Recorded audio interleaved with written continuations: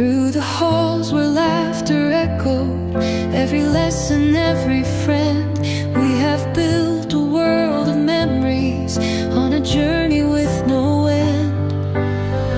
We stood together through the storms, held each other, kept us strong. Now the time has come to fly with the dreams we've held so long. Onward we go, hearts open wide, chasing the stars with hope as our guide. Though we may part, our light will remain. The love and the moments, they'll never fade. Every tear and every triumph, every step we took with pride, led us here to new beginnings, with the future shining bright. We stood together through the storms, held each other, kept us strong. कारण हे यश आपल्या सगळ्यांचं आहे, देशाला दिले. आज 120 डॉक्टर्सचं पदवीदान आपण या ठिकाणी करतो आहोत. इतका मोठा हा भव्य दिव्य कार्यक्रम, यामध्ये आपल्या सगळ्यांचा आनंद आहे. पण एका व्यक्तीला सगळ्यात मोठं समाधान आहे आणि सगळ्यात जास्त आनंद आहे, तो अर्थातच आपल्या कॉलेजच्या संस्थापिका आदरणीय सरोजताईंना. एकदा ताईंसाठी जोरदार टाळ्या. आज प्रत्येक परिवारामध्ये, इथे उपस्थित परिवारामध्ये एक डॉक्टर घडलेला आहे आणि हा डॉक्टर घडवणारी ही माऊली आहे. त्याच्यामुळे खरंच ताईंच्या कष्टांना आपण सलाम करूया. मला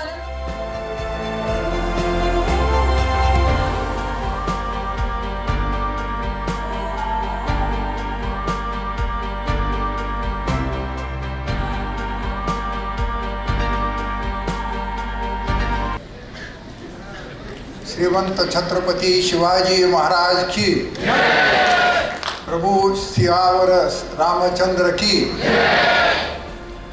होमिओपॅथी डॉक्टर हनीमनचं चरित्र तुम्ही सगळंच वाचलं असेल, सगळ्यांनी अभ्यास केलेला असेल, परंतु त्या माणसाचं एक वैशिष्ट्य मला प्रकर्षाने जाणवलेलं त्या चरित्रात, की त्याने काही औषधांचे प्रयोग स्वतःवरती करून पाहिले